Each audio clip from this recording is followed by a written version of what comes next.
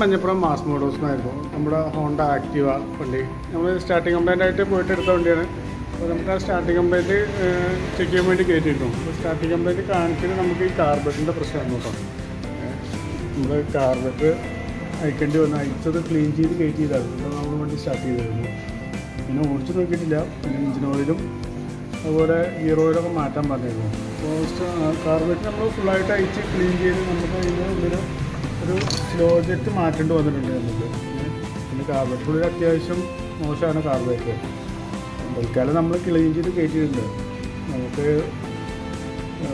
കാർബറ്റ് clean ചെയ്ത് നോക്കിയപ്പോൾ അതിൻ്റെ ഉള്ളിലത്തെ മോശം കാരണം കൊണ്ട് നമുക്ക് ഓവർഫ്ലോ ഒക്കെ വരാൻ ചാൻസ് കൂടുതലാണ് വണ്ടിയിൽ. നമുക്ക് ഓവർഫ്ലോ വരുന്ന കാണിക്കുന്നുണ്ടെങ്കിൽ നമുക്ക് ആ കാർബറ്റ് ഫുള്ളായിട്ട് അസംബ്ലി മാറ്റിക്കളയേണ്ടി വരും. പിന്നെ അതുപോലെ തന്നെ നമ്മളതിൻ്റെ എയർ ഫിൽറ്ററൊക്കെ ഒന്ന് ചെക്ക് ചെയ്യാൻ വേണ്ടി അയച്ചിട്ടുണ്ട്. എയർ ഫിൽറ്റർ ചെക്ക് ചെയ്യാൻ പറഞ്ഞത് എയർ ഫിൽറ്റർ കുഴപ്പമൊന്നുമില്ല, നമുക്കത് ക്ലീൻ ചെയ്ത് കയറ്റിയാൽ മതി, വേറെ കുഴപ്പമൊന്നുമില്ല. പിന്നെ അതിൻ്റെ ഗിയർ ഓയിൽ നമ്മൾ മാറ്റുന്നുണ്ട്. ഗിയർ ഓയിൽ മാറ്റാൻ പറഞ്ഞു. അപ്പോൾ ഗിയർ ഓയിൽ നമ്മൾ മാറ്റുന്നുണ്ട്. പിന്നെ എഞ്ചിൻ ഓയിലിൻ്റെ അവസ്ഥ ഇതാണ്. എഞ്ചിൻ ഓയിൽ ആകെയുള്ള എഞ്ചിനിൻ്റെ ആ ഓയിലാണ് ഇത്. എഞ്ചിൻ ഓയിൽ തീരെ ഓയിലുണ്ട് എഞ്ചിന്. ഇത് മാറ്റാൻ വൈകിട്ട് കുറഞ്ഞു പോകുന്നതാണോ അതോ ഓയിൽ മൈന്യൂട്ടായിട്ട് കത്തിപ്പോയിട്ട് കുറഞ്ഞതാണോ എന്ന് അറിയില്ല. അപ്പോൾ 1000 കിലോമീറ്റർ കഴിയുമ്പോൾ ഈ ഓയിൽ എഞ്ചിൻ ഓയിലൊന്ന് ചെക്ക് ചെയ്ത് നോക്കണോ, എന്തോരം കുറയുന്നതൊന്ന് ചെക്ക് ചെയ്ത് നോക്കണം.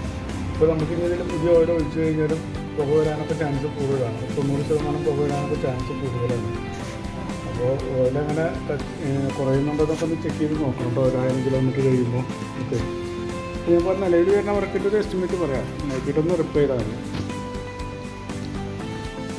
ഇത് മാസ് മോട്ടോഴ്സിൽ നിന്ന് നമ്മുടെ ഹോണ്ട ആക്റ്റീവ 125 സ്റ്റാർട്ടിങ് കംപ്ലൈൻ്റ് ആയിട്ട് നമ്മൾ എടുത്തുകൊണ്ടിരുന്നതാണ്. അപ്പോൾ അതിൻ്റെ മുമ്പ് അതിൻ്റെ കംപ്ലയിൻസിൻ്റെ ഫുൾ ഡീറ്റെയിൽസ് നമ്മൾ പറഞ്ഞതാണ്. അപ്പോൾ ചെയ്ത വർക്കിൻ്റെ ഒരു ഡീറ്റെയിൽസ് കൂടി ജസ്റ്റ് ഒന്ന് പറയാൻ വേണ്ടിയിട്ടാണ്.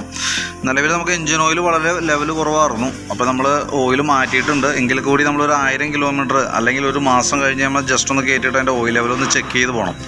എന്തുകൊണ്ടാണ് കുറഞ്ഞു പോകുന്നത്? മൈന്യൂട്ടായിട്ട് ഓയിൽ കത്തണുണ്ടാവാം, അതാണ് അതിൻ്റെ മെയിനായിട്ടുള്ളൊരു റീസൺ. അത് നമ്മൾ മോണിറ്റർ ചെയ്ത് പോയില്ല എന്നുണ്ടെങ്കിൽ ഫുള്ളായിട്ട് ഡാമേജിലേക്ക് പോകും എഞ്ചിൻ.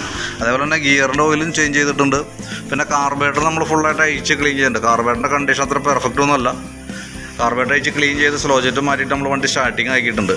വണ്ടിയുടെ മെയിൻ കംപ്ലയിൻ്റ് എന്ന് പറഞ്ഞാൽ കംപ്രഷൻ ലീക്കായി പോണതാണ്. അതും ഈ ഓയിൽ ലെവൽ കുറയണതുമായിട്ട് ബന്ധമുണ്ട്. കാരണം വെച്ചാൽ ഹെഡിൽ കാർബൺ കൂടുതൽ വരുമ്പോഴാണ് കംപ്രഷൻ ലീക്ക് വരിക. അപ്പോൾ ഓയിൽ കയറി കത്തണത് കൊണ്ടാണ് കൂടുതലായിട്ട് കാർബണിനകത്ത് ഡെപ്പോസിറ്റ് ആയിരിക്കുന്നത്. അപ്പോൾ അതൊന്ന് കൃത്യമായിട്ട് നോക്കണം കേട്ടോ. റിപ്പീറ്റ് കംപ്ലയിൻറ്റ് കാണിക്കാനായിട്ടുള്ള സാധ്യതയുണ്ട്. ഇപ്പോൾ നമ്മൾ കാർബറേറ്റർ ക്ലീൻ ചെയ്താൽ തൽക്കാലം റെഡി ആക്കിയെന്ന് കരുതി പിന്നീട് വരില്ല, കംപ്ലയിൻറ്റ് റിപ്പീറ്റ് കാണിക്കില്ല എന്ന് നമുക്ക് പറയാൻ പറ്റില്ല. കാരണം ഓൾറെഡി കംപ്രഷൻ ഇടയ്ക്ക് ലീക്കായി പോകുന്നുണ്ട്. അത് വാൽവ് കരി കയറി അടയാതെ വരുമ്പോഴാണ് ആ പ്രോബ്ലം കാണിക്കുന്നത് കേട്ടോ. അപ്പോൾ അത് ഇടയ്ക്ക് റിപ്പീറ്റ് ഒരു പക്ഷേ കാണിച്ചേക്കാം. അതേപോലെ തന്നെ കാർബറേറ്ററിൻ്റെ ഭാഗത്തും ഈ പറഞ്ഞ രീതിയുടെ നമ്മൾ അഴിച്ച ഫ്ലോട്ട് വാൽവിൻ്റെ ഭാഗത്തൊക്കെ ഈ ശരിക്കും ഫംഗസ് പിടിച്ചൊരു കണ്ടീഷനാണ് ഇരിക്കുക. അപ്പോൾ അതുകൊണ്ട് തന്നെ ഓവർഫ്ലോൻ്റെ ഒരു സാധ്യതയും നിലവിലുണ്ട് കേട്ടോ. ഈ 2 കേസൊന്നും ശ്രദ്ധിച്ചോളാം. അത് ഇപ്പോൾ അത്യാവശ്യം ഉപയോഗിച്ചുകൊണ്ടിരിക്കുകയാണെങ്കിൽ കുഴപ്പമില്ല. അതല്ലാണ്ട് ഇപ്പോൾ കയറ്റി വെച്ചാൽ ഉറപ്പായിട്ടും വീണ്ടും റിപ്പീറ്റ് കംപ്ലയിൻറ്റ് പെട്ടെന്ന് കാണിക്കും. അതല്ലെങ്കിലും വരും. പക്ഷേ എങ്കിൽ കൂടി ഉപയോഗിച്ചുകൊണ്ടിരിക്കുകയാണെങ്കിൽ നമുക്ക് കൃത്യമായിട്ട് അറിയാൻ പറ്റും എന്താണ് അതിൻ്റെ ശരിക്കും പ്രോബ്ലം എന്നുള്ളത്. അത് പരിഹരിച്ച് വിട്ടില്ല എന്നുണ്ടെങ്കിൽ ഇടയ്ക്കിടയ്ക്ക് ഈ കംപ്ലയിൻറ്റ് റിപ്പീറ്റ് കാണിച്ചുകൊണ്ടിരിക്കും കേട്ടോ. അപ്പോൾ നിലവിലിപ്പോൾ നമ്മൾ എടുത്ത കേസ് വർക്ക് കംപ്ലീറ്റ് ആക്കിയിട്ടുണ്ട്. അപ്പോൾ ഈ കേസുകളൊന്ന് ശ്രദ്ധിക്കാം. ഇങ്ങനെ കംപ്ലയിൻറ്റ് ഇന്ന പ്രശ്നങ്ങൾ വണ്ടിക്ക് ഉണ്ട്. ഓക്കെ.